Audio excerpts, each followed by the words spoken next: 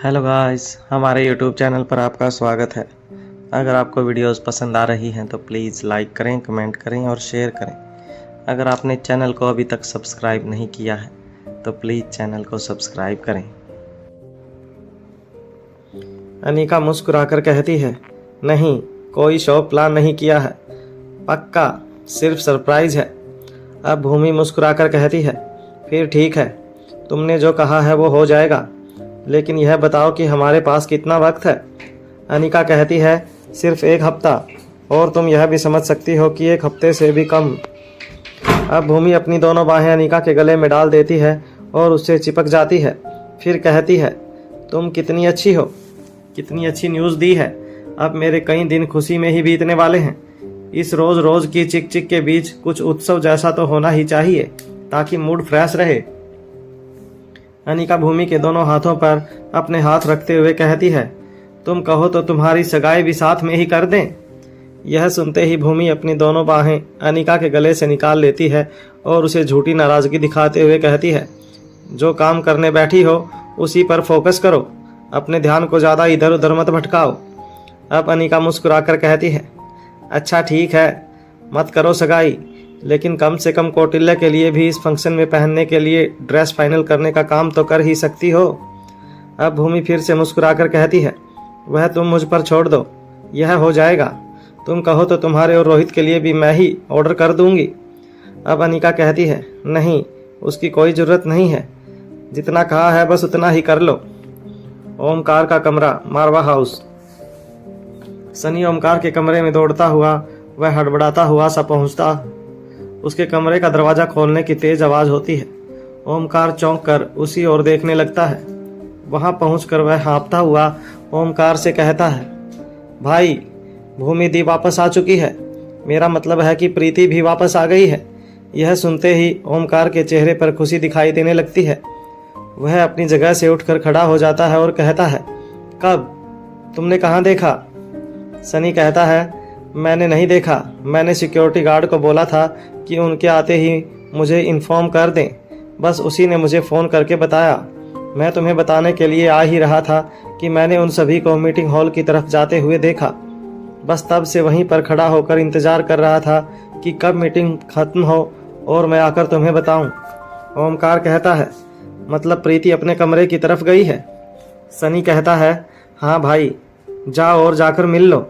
ओमकार बिना किसी देरी के सनी को वहीं छोड़कर अपने कमरे से बाहर निकल पड़ता है और सीधा प्रीति से मिलने पहुंच जाता है। दरवाजे पर पहुंचने के बाद वह उसे खोलने की कोशिश करता है, लेकिन दरवाज़ा अंदर से लॉक था। अब वह दरवाजे पर नॉक करना शुरू कर देता है, लेकिन प्रीति दरवाज़ा नहीं खोलती। ओमकार समझ जाता है कि प्रीति अभी बाहर से आई है। जरूर वह चेंज करने या बात लेने के लिए वॉशरूम में गई होगी। इसके बावजूद वह लगातार दरवाज़ा खटखटाता ही चला जाता है।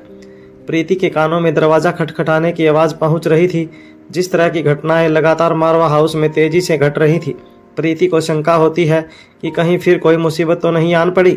इसलिए वह तेज़ी से दरवाजे की ओर बढ़ जाती है और उसे खोल देती है। जैसे ही उसकी निगाह ओमकार पर पड़ती है, वह दोबारा से दरवाज़ा बंद करने की कोशिश करती है, लेकिन ओमकार उसके दरवाज़ा बंद कर लेने से पहले ही उसके बीच में अपना हाथ और पैर अड़ा देता है। प्रीति कहती है, तुम जाओ यहाँ से, मुझे तुमसे कोई बात नहीं करनी। ओमकार कहता है, लेकिन मुझे करनी है।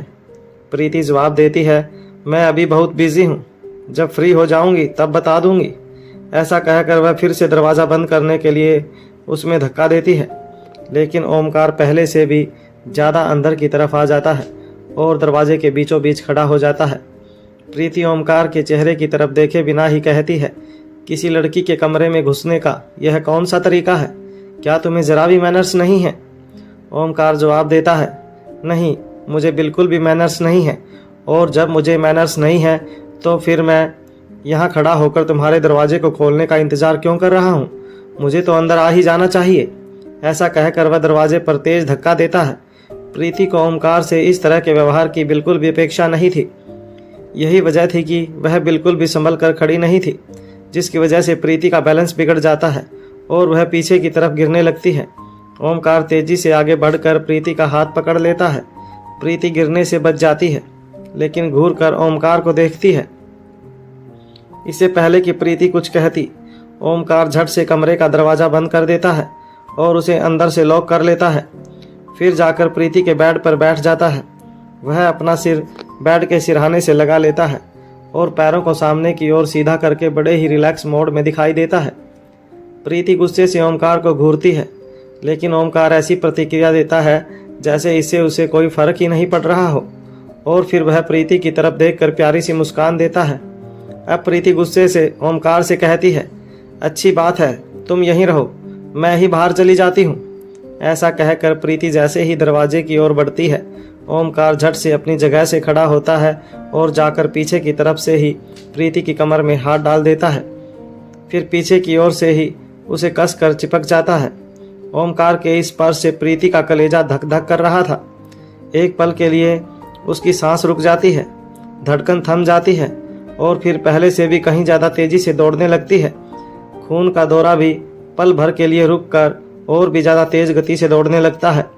प्रीति अपने पेड़ू और सीने में अजीब सी गुदगुदी महसूस करती है, जो तेजी से उसके कंठ व कानों के पास तक पहुंच जाती है और फिर मस्तिष्क में अजीब सा मीठा प्रभाव छोड़ती है।